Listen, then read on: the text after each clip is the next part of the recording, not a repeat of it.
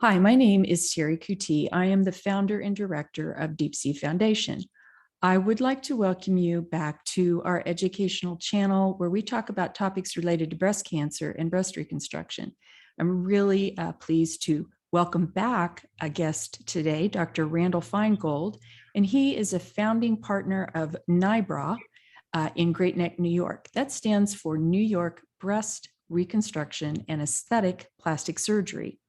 Dr. Feingold is certified by the American Board of Plastic Surgery and is a renowned expert in breast reconstruction and microsurgery. Dr. Feingold, welcome back to the channel.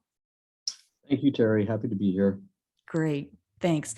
Well, you know, I kind of had a call to action and I reached out to you. So I'm really appreciative today that you've come back to join us for a topic that patients ask me about, and it's about the function of drains. So I want to say kind of upfront here that because I've been a patient who has had a mastectomy, double mastectomy, and then 7 months later I had breast reconstruction, be sure to ask your plastic surgeon at the consult about drains because, you know, there's so much to talk about. It is something that, you know, takes management, and it's not the favorite thing of patients, but it's so necessary. So I'm going to let you talk about the function of drains first, because I think, Dr. Feingold, when patients understand that a little bit better, it helps them to say, okay, I know why I'm wearing these drains. Okay, so when it comes to operations such as mastectomy or breast reconstructions that utilize natural tissue, such as an abdominal flap, like a deep flap, the body is going to ooze or secrete some fluids at the surgical sites. If a mastectomy is performed, even without breast reconstruction, a surgical drain will prevent blood or fluid accumulation in the first few days after surgery. Yep. It also helps tissues heal together by removing fluid that can separate your body's skin from the breast reconstruction, such as a natural tissue flap. And in the abdominal donor site, when we remove skin and fat for a DIAP flap or a deep flap, we take the skin of the upper abdomen and pull it down nice and snug into the bikini area, but we need the skin to stick to the muscles of the abdominal wall, just as we would do in a tummy tuck. And so again, we need to place drains to alleviate the fluid buildup that can occur, and it promotes faster wound healing and it prevents infections. Yeah, excellent explanation there. I love it that it's part of helping the body's healing mechanism, so to speak, and that sticking of that tissue together. So here's some of the questions that were fielded to me in a private Facebook group. Lots of questions came in, Dr. Feingold. One of them was about drain color, because, you know, the fluid that comes out of your body can vary. So the question was drain color in the bulbs and the tubes. Are there concerns as it changes over time, and what coloration changes should patients expect? I'll let you take that one. Right after an operation, a patient will notice that the fluid in the drain appears to be blood. Mm-hmm. And there will be a small amount of blood for the first few hours after surgery, but within about 1 day, that fluid is going to start to get thinner and thinner. And even if it has some red or pink color to it, it's really not going to be the consistency of fresh blood anymore. The body is going to secrete some serum, which is the watery component of blood. And so the color in the drain will change from bright red to a pink color to a softer straw colored fluid, which really represents more of a watery serum. When patients see the color changes, that just shows that the body is going through its appropriate healing phases. And sometimes I'll get a phone call from a patient saying, I'm bleeding because there's a red color in my drains. And in fact, they're not actually bleeding. The the drain is just evacuating blood-tinged fluid, and it would be very rare for us to identify bleeding after surgery by looking at the color of the drains. Yeah, I'm smiling as you're saying this, Dr. Feingold, because boy, do I remember this so well. It does change over time. So here's another concern that patients have. And again, it's a natural process, but I'm really anxious for you to talk about it. Sometimes they see clotted material, for lack of better terms. They'll see some clotting in the drain tube itself. So they wanted to know what's normal. How do the patients assess this clotting when they see it coming through the tubes and even in the actual bulb itself? Talk to us about that. This is very common, and patients will notice, even in the recovery room and later during a hospital stay, that the nurses or the hospital staff, the physicians, the residents, the PAs, will be stripping the lengths of the tubes to clear some of the debris that can accumulate in the tubing. And that debris is called fibrin. It's some of the more solid elements that can precipitate out of the serum in the tubing. It doesn't represent infection.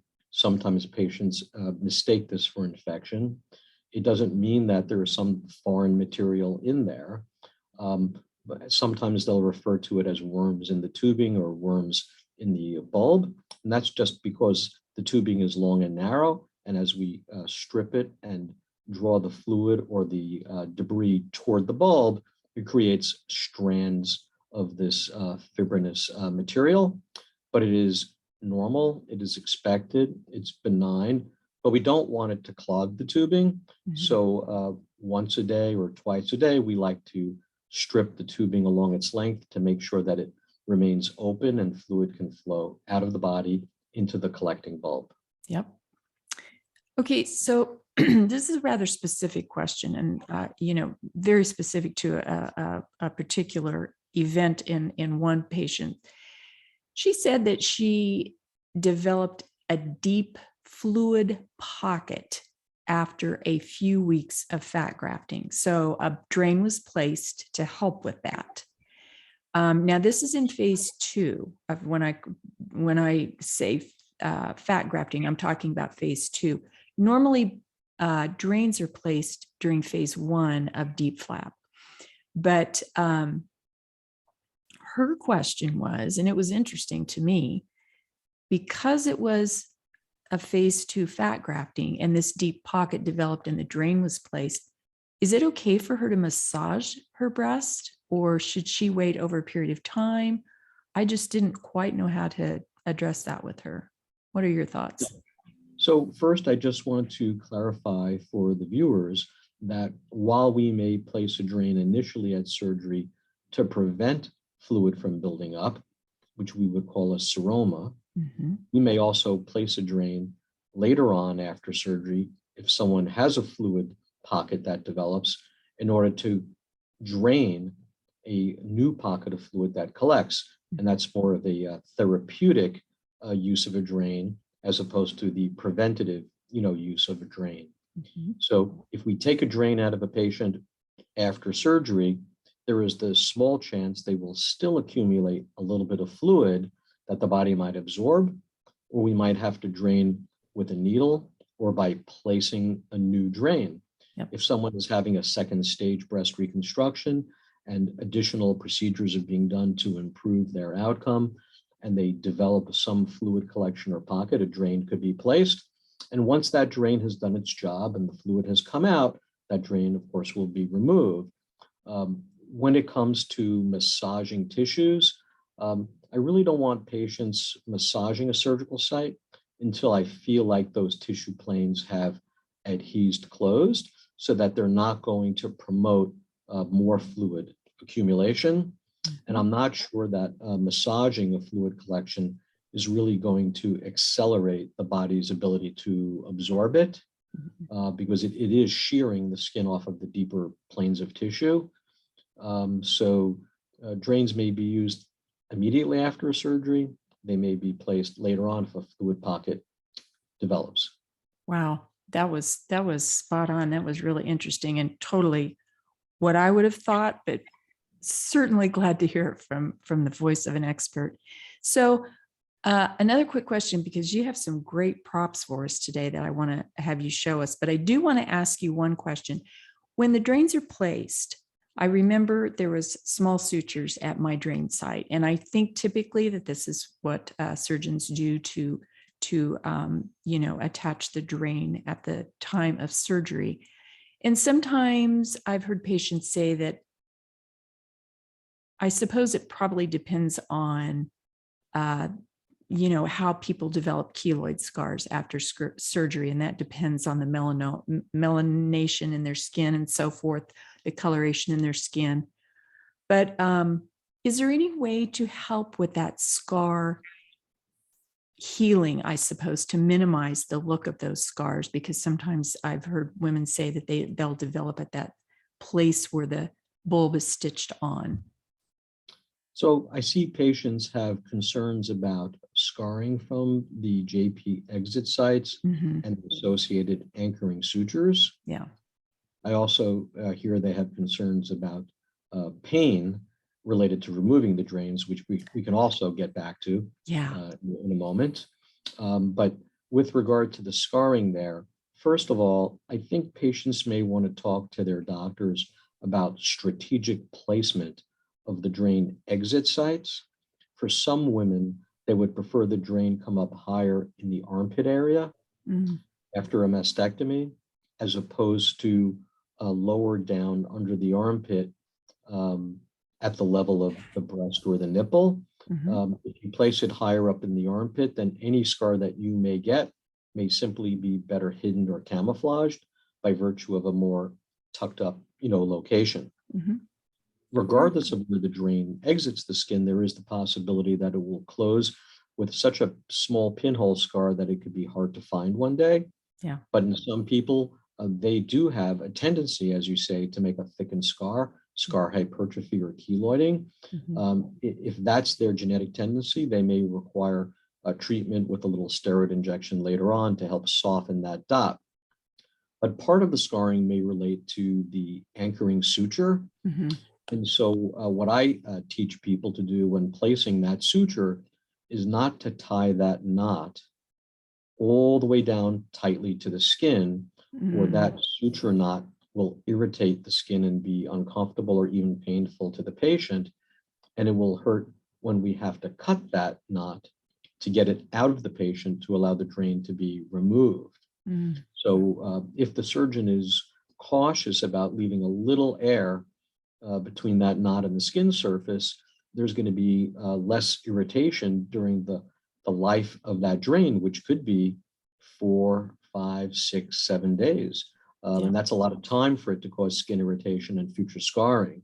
Sure So is. some of it is hiding the exit point in a strategic area. Some of it is caution placing the sutures so they're less likely to cause those kind of irritations. But if it's a genetic tendency, we may have to treat a scar afterwards, even if it's relatively small. Yeah. So let's go on to that topic you talked about with the removal of the drains. It's so, I think that women get so fearful about that, but I'm going to let you address it. But for me, it was so easy. It was a 1, 2, 3 deep breath and out you go. But tell us about it. Well, these drains are made of very soft plastic. Yeah.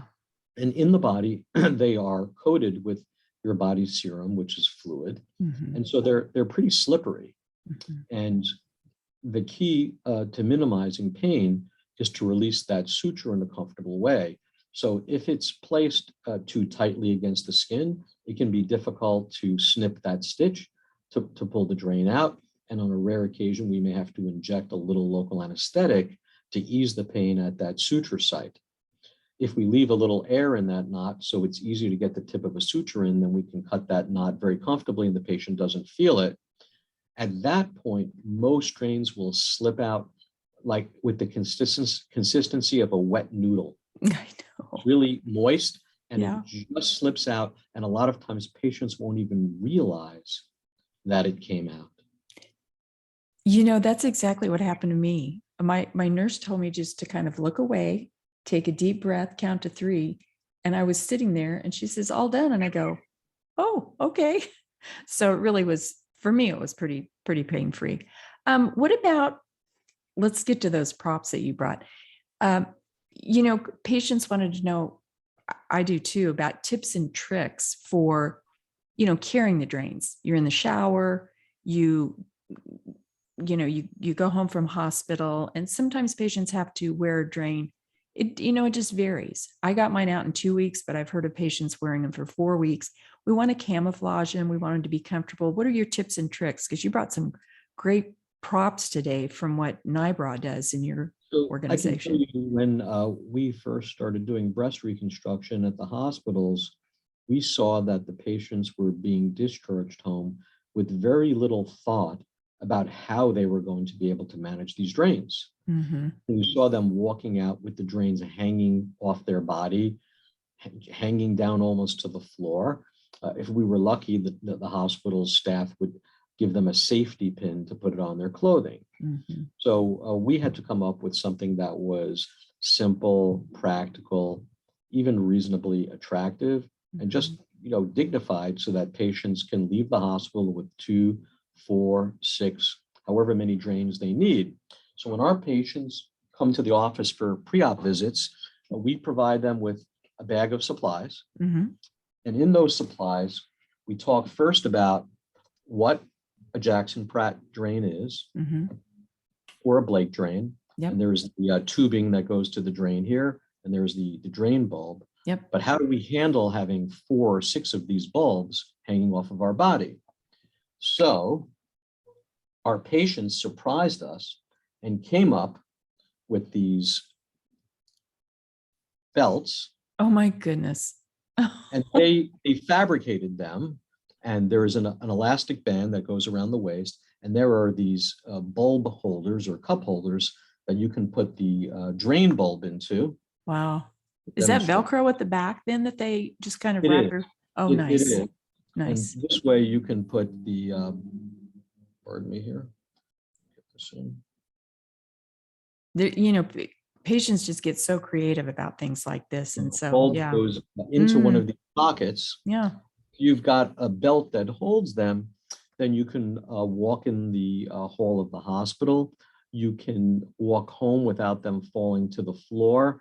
You can comfortably manage them. Yeah. And so on occasion, we will sponsor a breakfast, and many of our patients will come and help out, and we'll purchase the raw materials, the fabrics and the belts, and they will knit these pockets and assemble these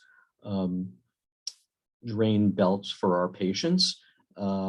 We provide the bagels and the coffee and the orange juice too. And it's kind of like our little sweatshop on a weekend at one of our patients' houses. And they love to be involved with it, and the pleasure they get out of paying it forward and helping other patients manage something that is so simple, but yet so, important to them for the first week or 2 after surgery. It can't be understated how important that is.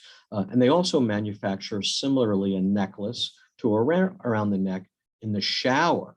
Yeah. And that way the bulbs are attached to a similar type of necklace, so that that necklace can get wet in the shower, and it's not the belt that they're wearing all day long, which you wouldn't want to get wet.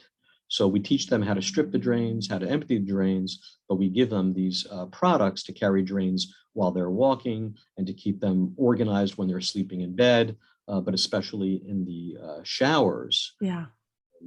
We also have them. Dr. Feingold, I'm thinking of a name here. How about breakfast, bagels, and bulbs? Okay. We can put that on our next blast email to our patients to invite them. They also knit these cushions that go on the safety belts in the car to protect them. So that way the patient have what they need. And if the hospital or if a surgeon's office doesn't have these resources available, there are many products out there where these pockets are built into vests or loose fitting shirts that button or zip in the front, that patients can wear home from a hospital or an outpatient surgical center and keep their drains under control. So they don't have them hanging off their body, twisted around each other like a mess of pasta, and they can't organize them, strip them, or empty them. Yeah, that makes it so much easier. And there are different products. I mean, people buy stuff online, but how lovely that NYBRA, has these your breakfast bagels and bulb parties to get your patients all settled. I love that. Well, It's what are we difficult missing? enough for Anything? patients. Well, I just wanted to say it's difficult enough for patients to recover from surgery Mhm. between the fear of an operation and the pain and limitations afterwards. We just want patients before they go into surgery to have the tools they need afterwards, whether it's instructions, prescription supplies, or drain management supplies. So Yeah. every patient should ask about these, have the right questions, and make a checklist of things that you need to make the recovery, more user-friendly. Well, that's why we did this video today. And you certainly provided lots of information and answered the questions that I had fielded to me. Really appreciate your time. And I love that goodie bag because, We have to give credit to our nurses, yeah, because at our pre-op visit, the doctors will go over the mechanics of surgery and answer questions. But it's really our really excellent, dedicated nursing staff and medical assistants that go over these supplies and answer detailed questions about these simple mechanics and chores that patients have to go through. And it's an important part of getting someone's mindset prepared for surgery. It certainly is. And I mean, these videos really help patients appreciate them because it just takes a lot of people to understand this process. So appreciate your time today, Dr. Feingold. A pleasure. Yeah, thank you so much for joining us. And if any of you have any questions or comments about this particular video, or you'd like to see us do another video with Dr. Feingold or any other surgeons, please let me know and we will add those to the list.